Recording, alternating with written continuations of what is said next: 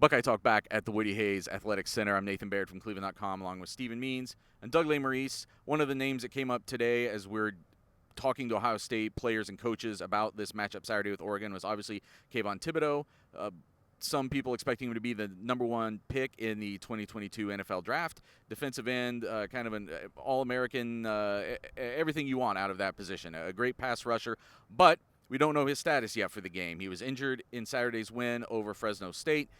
Oregon coach Mario Cristobal, it's a sprained ankle situation. Mario Cristobal said yesterday, being Monday, that it's kind of day-to-day. He was hoping to give an update in the middle of this week. I think he's probably going to play. But, Doug, you watched the Oregon game, or some of it at least, against Fresno State, and you can see the impact that he makes when he plays and when he doesn't. Yeah, he played 4 series. I think he got hurt on the first play of the 5th drive. The first 4 series, Fresno State had 2 fumbles and 2 punts. And Oregon was ahead 14-0 when he got hurt. And then their next 6 drives, Fresno State scored on 5 of them. So he doesn't have quite everything. He's like the best pass rusher out there. He's mostly speed and strength. He does not have sort of, I think, the hand-fighting technique that a guy like Chase Young had. So he's not Chase Young, in my opinion. But he did have a sack that forced a fumble when he was in the game.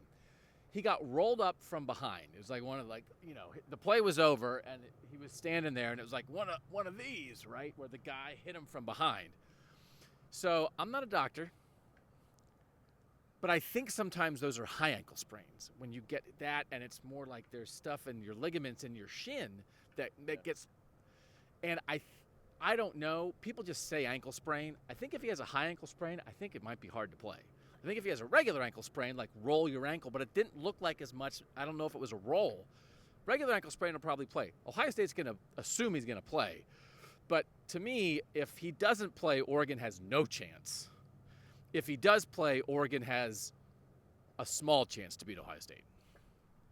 DeJuan Jones graded out really, really well in Ohio State's first game. His second career start, but his first, time as a starter, if that makes sense, like as an essential piece of this new offensive line that they've put together. You were looking at the Pro Football Focus grades, and he was really pretty strongly graded there too, especially against the run. But this seems like a big challenge for him. If Kayvon Thibodeaux is able to play, they're going to move him around, and they're going to come after the guy that is not Nicholas Petit-Frere or Thayer Munford, I imagine. Yeah, I think if we were at all skeptical about Ohio State rearranging their offensive line to get DeJuan Jones on the field, I think Thursday night kind of put some ease on it because he did grade the highest. 94 was his grade, which was like 13 higher than anybody else on Ohio State's offense. So that maybe put you at ease. If Kayvon Thibodeaux plays and DeJuan Jones is anywhere near that as a grade, I think we all have to shut up about it. And it is what it is. DeJuan Jones, a quality right tackle, and everybody else who kind of got rearranged there, Ohio State was right to do that because there's no better challenge that he's going to face than what he'll face on Saturday against Kayvon Thibodeaux if he plays. And if I'm Oregon's defensive coordinator, I'm putting Kayvon Thibodeaux on DeJuan Jones' side as much as possible because it's third start. DeJuan Jones, who was a lowly rated recruit, who was a bit of a hidden gem, a late bloomer, versus left tackle, 5-star recruit, number 1 tackle in his class, who was in his second year as a starter, and Nicholas Petit-Frere. I'll take my chances against the right tackle guy. So if DeJuan Jones plays really well in that game against Kayvon Thibodeaux, Ohio State was clearly right to do what they did.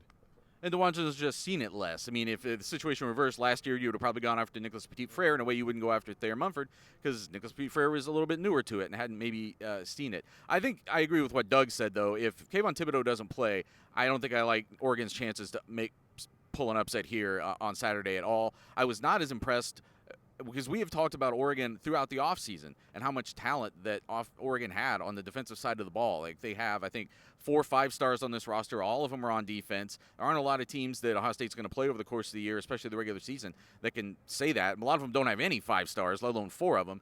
And that defense without Thibodeaux was definitely compromised. You didn't see just nearly as much just explosiveness from a defensive aspect. Just not a lot of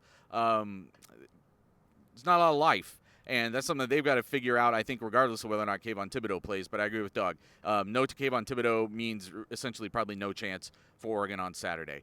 Get the text, 614-350-3315. We'll be texting you pregame, during the game, postgame analysis. And that's how you send us the questions also that we cover throughout the week, but especially postgame on Buckeye Talk Podcast.